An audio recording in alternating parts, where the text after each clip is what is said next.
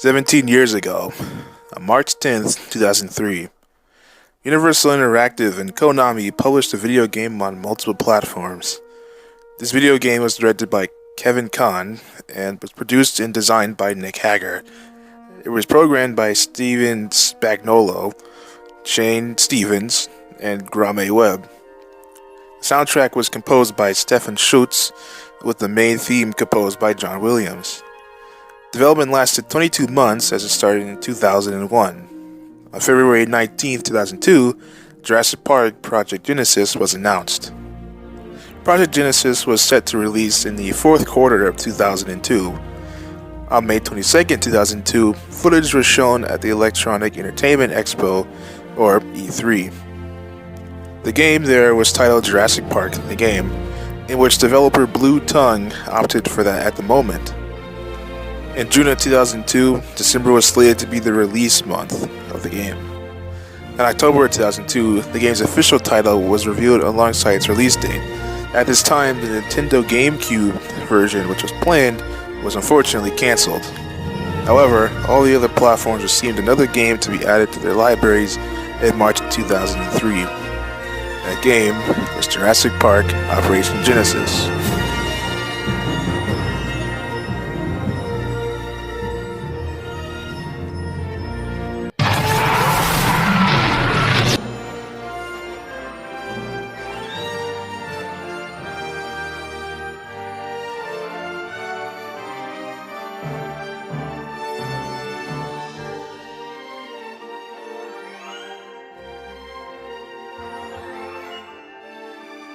"17 years later, this game is still being supported and held up by its vast fan base. The modding community is still adding, altering, and fixing the game to this very day. Nearly every Jurassic Park fan has heard of this gem, and loves it. I've loved this game for almost a decade, and I've never even played it. I was exposed to this game through the internet, specifically YouTube. I wish I could ramble on this game some more, but this is a Jurassic World Evolution video, and not a JPOG video. But I just wanted to add some context to the rest of this retrospective.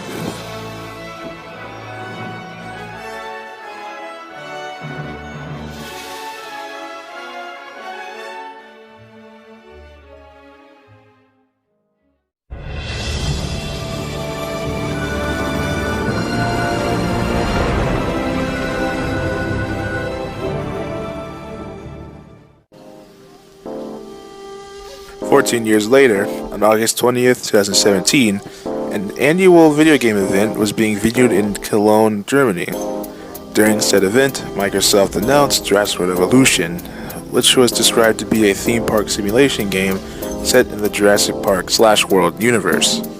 At the helm of the title's production was Frontier Developments, a moderately known video game studio that has released revolutionary simulation experiences such as Roller Coaster Tycoon 3, Zoo Tycoon, Elite Dangerous, and Planet Coaster. For the looks of it, these were people who knew how to make an amazing park sim. To the surprise of no one, the Jurassic Park community went nuts. And how could no one not be hyped for such an amazing proposition? This was the dream of many fans that was finally being fulfilled. Better late than never, I guess. I don't remember exactly whose video I watched first, who revealed the news. I knew for sure I must have seen Jurassic Collectibles trailers, reaction/analysis in my subscription feed. Of course, I remember the Gaming Beaver and Best in Slots reactions. The trailer was so amazing that even casual Jurassic Park fans reacted to it. Tons of small YouTube personalities started to plant their channels at this stage. And now I and the community was in for the long haul.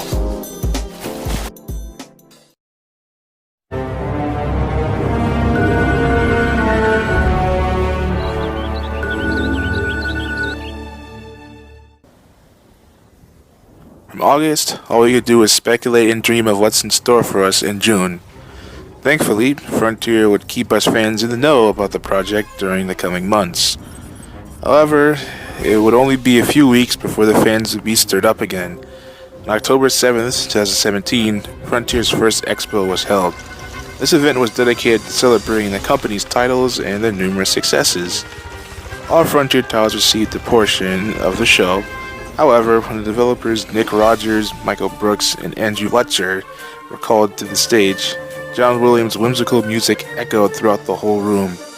Once the music and an underwhelming crowd settled down, they began to tell fans what to expect, and that they too are fans of Jurassic Park and dinosaurs by extension. But what the fans were really there for was a chance to see more of the game itself, and we were not disappointed. Some of the early in-game footage was shown, giving us some proof of concept for what the finished product would look like. We got to see a few of the franchise's most iconic dinosaur species brought to life with the game's beautiful engine. The footage even showcased the stunning environments the dinosaurs can roam in and the interesting potential for the dinosaur hunting mechanics. 2 months later, and 2 days before Christmas of 2017, IGN's first Up Close to the Dinosaurs video would release, spitting our information about JWE, which is what I'll be referring to for the rest of this video. Several new species such as Edmontosaurus, Ankylosaurus, Ceratosaurus, and Deinonychus were confirmed via this video. I was stoked when I first saw the Ceratosaurus sporting its JP3 look. Speaking of the Ceratosaurus, the game's marketing campaign made old Poop Sniffer its poster boy. I thought it was cool because Cerato rarely got the spotlight before, and who would have ever thought that after nearly 20 years after its original cameo that it would pay off.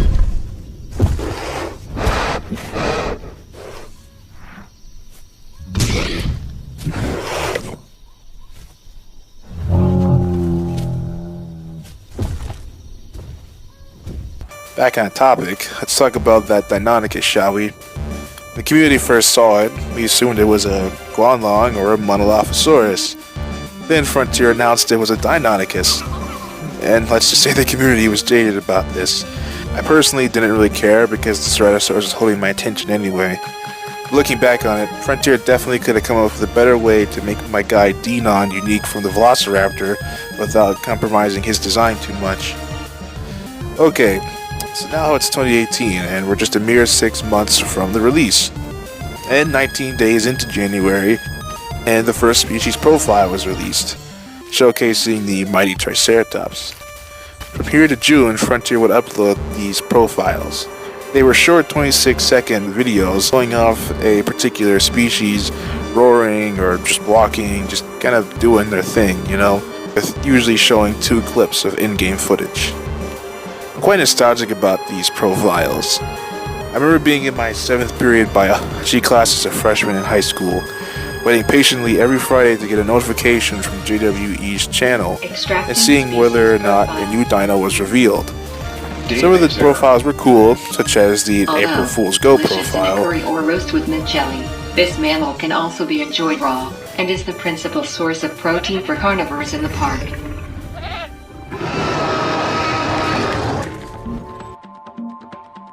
The Tyrannosaurus profile being released on National Dinosaur Day, and the Maiasaura profile being released on Mother's Day. And who can't forget about the Spinosaurus having the flu? It's a genus of large theropod dinosaur. Its distinctive Let's not forget our good old friends over at IGN, who for the most part was feeding us information about JWE. They gave us plenty of sneak peeks at Isla Mananceros, Morta, Tucano, and Penna. However, they did not show Caesarsorna, but Frontier did drop a few pieces of information here and there about it. But the most exciting news from IGN was the review of the game's elusive sandbox mode on Isla Nublar. I remember just finishing my Hope final exam in high school, and after I got my phone back, I saw a notification for Best in Slot discussing it. All we hoped from this large map was to build the ultimate dinosaur park on it. I could almost forget about the awesome pre-order trailer, which showed us so much more of the game. Like a few new species such as Styracosaurus, Cryosaurus, Kentrosaurus, Pachycephalosaurus, and Metricanthosaurus. We also got a feel for what the in-game tornadoes would look like. Frontier also revealed what seemed to be a DLC before the base game's release. This was called the Deluxe Dinosaur Pack. $4.99 DLC that gave the players access to 5 deluxe species. These species include Archaeophragmimus, Titansaurus, Styracosaurus, Majungasaurus, and Suchomimus. Pretty good selection for $5 if you ask me. Frontier would also put out developer diaries, short minute to 2 minute promos, letting the community get to know the people on the ground who are putting this thing together. These diaries had the tendency to unknowingly confirm species such as the Diplodocus. Probably the most shocking news of the pre-release era was that Universal would be flying out a few juggernauts of the Jurassic community to California to get their hands on and experience JWE, and talk to some developers, and they even got to talk to the meme lord himself, Jeff Goldblum, whose involvement in the project had been confirmed months prior. It was like waiting for Christmas for Universal to lift that video embargo. Ultimately, Frontier announced that they would be hosting a gameplay premiere stream on Sunday, June 10th, just 2 days before JWE dropped. The entire community was on life support, being killed by the immense hype. But the fateful day came, and I woke up 45 minutes past 12 o'clock at night. Stumbling out of bed, I booted up the game, and the journey of Jurassic World Evolution began.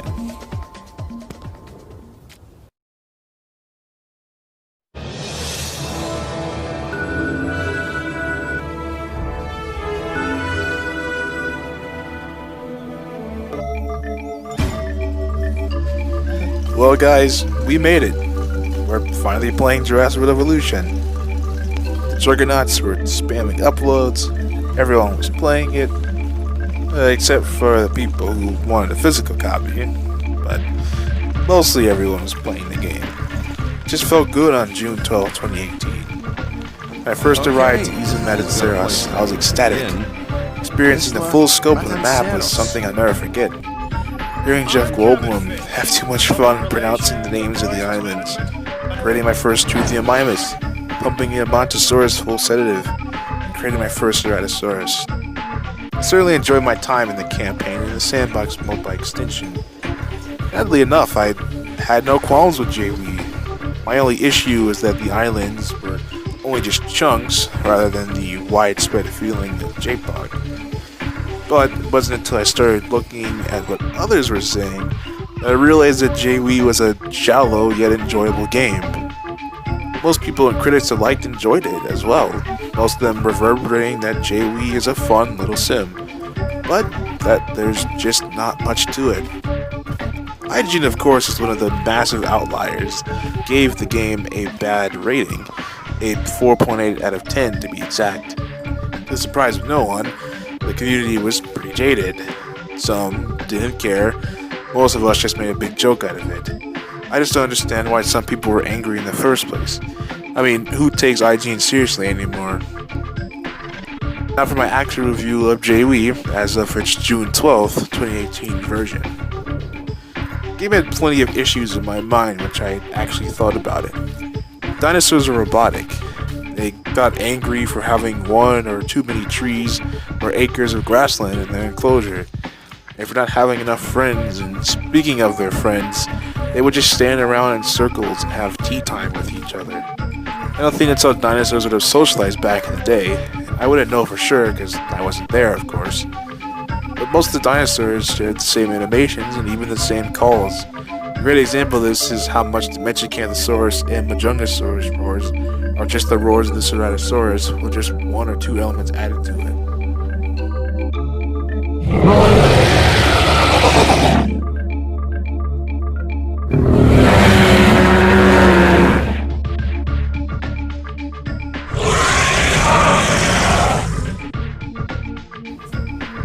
And who could ever forget about the carnivores constantly being in rage mode, killing everything that they see without any concerns for their own health, which no carnivore would ever behave like that in real life. Speaking of the combat, the dinosaurs carry the same animations when fighting each other. All the Stegosaurus had the same tail swing, all the Ceratopsids had the same charge move, all the small carnivores had the same scrappy fight, with the Dilophosaurus spitting venom at its opponents to be an exception. And all the large carnivores bite the same way. The genetic power developers gave to the player ultimately boiled down to rigging dinosaur fights, or just to beef up a dino's rating. It's a shame because this idea on paper is amazing and it fits in a Jurassic World video game, seeing as Jurassic Park really is a science fiction story, though its first two sequels took the series into a more fantastical direction. While it seemed that certain modifications made your dino smarter and harder to contain, it was just a facade. I remember. Guest management was mind-numbingly easy. All we had to do was place down amenities such as shops, eateries, and monorails near points of interest around your park. And you had to reach a 5-star rating on both your dinosaur and facility ratings to achieve a 5-star rating on your overall park. Oh, and I didn't forget that there wasn't any bathrooms at launch, by the way. You gotta go, you gotta go. It baffles me how easy it was to please the guest as well. In JPOG, your guest had diverse needs. Some were mainstream and just wanted to see dinosaurs. Some had low attention spans and wanted to see some blood in action. The nature lovers just wanted to see some placid plant eaters, and the dino nerds got pissed because they don't want to see your trikes and stegosaurs being broskies with one another. As minimal as the guest manager was in JPOG, it was still there at least. And the staff management was there too, in the form of the cleaners, and you can hire and fire your cleaners based on their performance, and they can even gain experience over time. They even had names too. This is a far cry from J-Weed. Your staff in this game don't have names. And they are all clones of each other, just like the cleaners. Oh, and they don't gain experience either. You simply just slap app game-like and upgrades on them. Completely robotic. The only employees that do have personalities are the heads of the Hammond Foundation subdivisions. Dr. Kajal Dua is head of the Science Division, George Lambert is head of the Security Division, and Isaac Clement is head of the Entertainment Division. These three will offer you contracts, small objectives such as prevent a carnivore from killing anyone for a period of time, to getting your cash flow increased.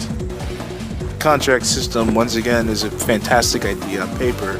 However, it's squandered by another poor design choice. The game requires you to balance your attention on all three divisions, because if you don't, the members of said divisions will sabotage your park by diseasing your dinosaur population, opening off your enclosure gates, to just shutting down the park's power.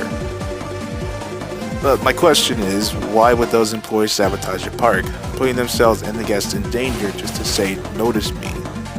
Look, I get what Frontier was going for here, but why not make the saboteurs members of a rival company, and the employees who do sabotage your parks do so under the sway of said rival companies? Another problem both these games faced was that you couldn't assign your staff to different areas of the park. In J-Wii, it becomes a borderline mobile phone game where you have to interrupt what you're doing to perform the menial task of selecting the ranger team, then to find where the empty feeder is.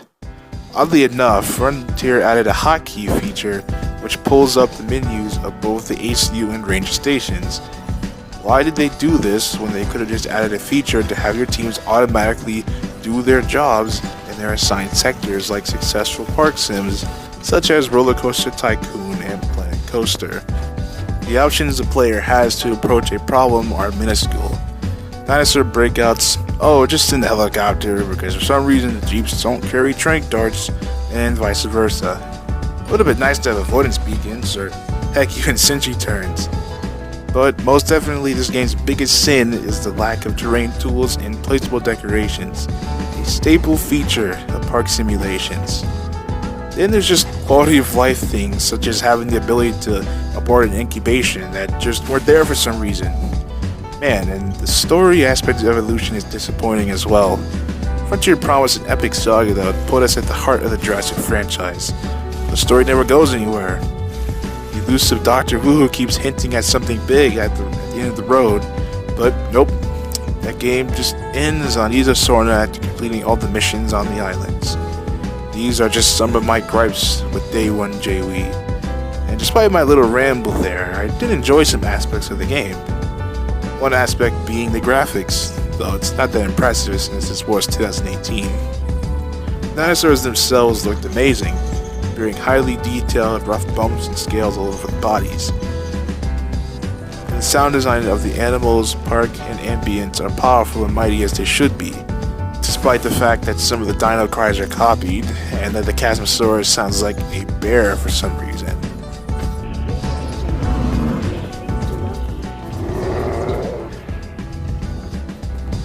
Dinosaur skins and just the game's overall presentation deserves massive kudos from everyone, especially when it's raining and all objects in the game receive this wet, glossy look, and how every blade of grass, tree, and puddle of water have dynamic physics that react to the world around them. Even the buildings have a unique alternate look when ravaged by natural disasters. and the lighting of the islands were heavily accented by the already great graphics.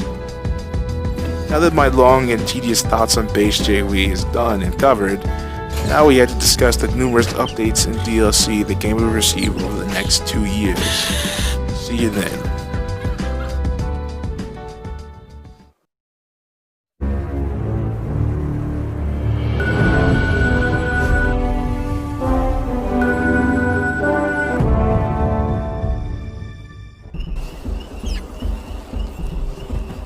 Okay, so my original plan was to go in depth into every update, but then I realized that we'd be here all day, so that idea has been scrapped.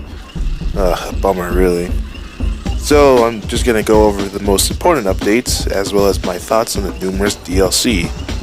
I'm glad that Frontier didn't just abandon this game.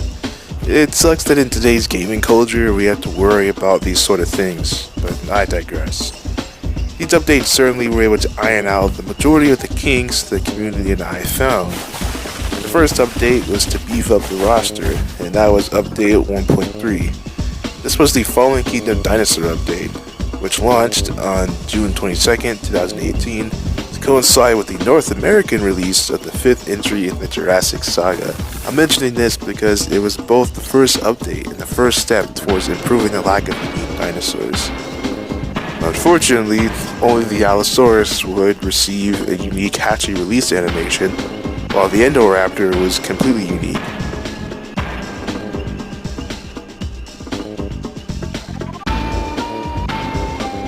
This wasn't the only dinosaur-oriented update, though. Very far down the line in August 2019, Update 1.9 was released to promote the upcoming Jurassic World short film Battle at Big Rock. The Nasutoceratops, which debuted in the short, was added to the game, giving us yet another unique species. Frontier in September 2018 added quite some patches and additions to the game. Now that T-Rex wasn't oversized, carnivores were no longer suicidal mass murderers, we could change the island lighting, and we had the ability to view our parks through monorails, viewing towers and galleries. But a massive new game mode was introduced to us as well. Challenge mode. This mode dared players to test their skills at park management in 4 levels of difficulty, and you'll be rewarded with skins for your dinosaurs. When this first dropped, you could only run challenge mode in sandbox mode at Isla Nublar. However, Frontier would allow you to run it on all islands in the future, as well as playing JPOG style with random dig sites being unlocked after every time the player gains a star. Speaking of sandbox, it was horribly lackluster at launch. You couldn't just relax and build a park because you had to worry about refilling feeders or providing enough power to your park. And worst of all, your dinosaurs would just keep dying. Ugh. What used to feel like the campaign with just unlimited cash now actually is a new, more serene way to enjoy the game's mechanics with absolute control over everything. Well, almost everything. We still don't have fast spawn, but it took Frontier a little over a year to finally integrate terrain painting and scenery items into the player's hands at Update 1.8. And now we could place a variety of custom trees and rocks throughout our parks. And now we can paint the terrain with rock, sand, and shale tools. However, certain islands restrict sand and only a few maps allow shale. I'm perplexed why Frontier didn't do this earlier. Clearly the modelers had access to the brushes, so they already had the texture up and running. I don't know, maybe they were busy with the paid DLCs. On the topic of downloadable content, Frontier put out quite a bit. There are 2 kinds of DLC. The first kind being dinosaur centered, where you pay $5 and receive 3 relatively unique species. These include the Cretaceous, Carnivore, and Herbivore packs. These DLCs are high quality across the board, with some awesome, cute, and unique additions. The second type of DLC are the story expansions. These function to not only build the dinosaur roster, but it also serves to add new maps and missions for the player. These include Secrets of Dr. Wu, Claire's Sanctuary, and Return to Jurassic Park. My following thoughts reflect my feeling on all the story DLCs. I much more enjoyed what I got from these rather than going through them. Believe me, all 3 of these greatly improved my future experience with the game. However, this trio all suffer because of clunky, agitating, and long, boring, drawn-out, repetitive missions. But again, the dinosaurs, maps, and park building goodies they give us really why I buy them in the first place. Return to Jurassic Park is by default the best of the three. I mean, it finally gave us legacy skins and the means to build a proper Jurassic Park in both challenge and sandbox. Ultimately, these DLCs always had high demand offerings just so Frontier and Universal could squeeze out as much money as they could. And we can charge anything we want, $2,000 a day, $10,000 a day, and people will pay it.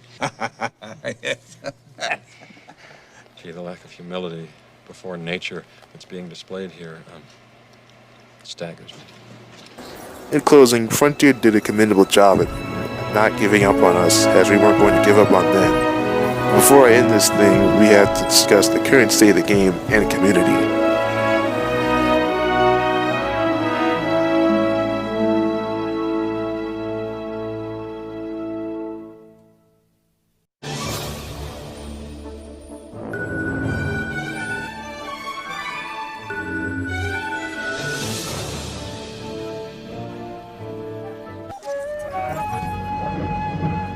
Since the return of Jurassic Park, Frontier has been bound to silence.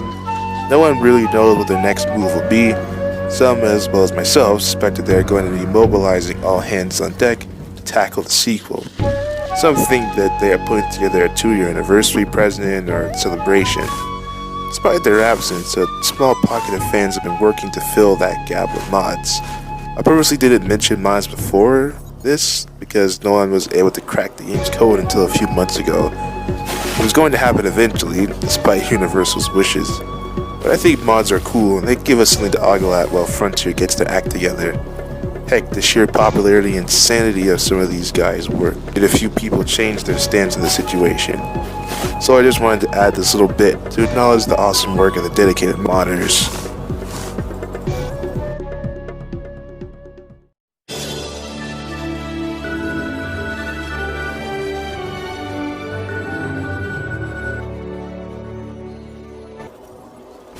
The future of Jurassic Revolution is cloudy, but for me, to say that this game hasn't changed my life is an injustice to it. I've made some great friends and built the base of my channel on this game. Looking back, I enjoyed my time on this, even if I don't show it. This game has just come a long way. Look at the menu. We have 3 extra campaigns, an awesome challenge mode me and my friends compete in, and a sandbox with its own sub-menu that gives you more control than Hammond could ever dream of. 2 years ago, I would regret recommending this game to anyone, but now it has redeemed itself and brings me hours of joy. I know Frontier's evolving with Jurassic World is far from over, so I just dedicate this video to the legacy of Jurassic Revolution. And who knows, maybe the success of this game will convince Universal to resurrect other gaming facets of the franchise. In closing, all I can say is thank you to everyone who sat through this thing. I hope you enjoyed watching as much as I enjoyed putting it together. And despite the situation the globe is facing right now, don't let it mess up your groove. Stay safe, stay sound, stay Jurassic.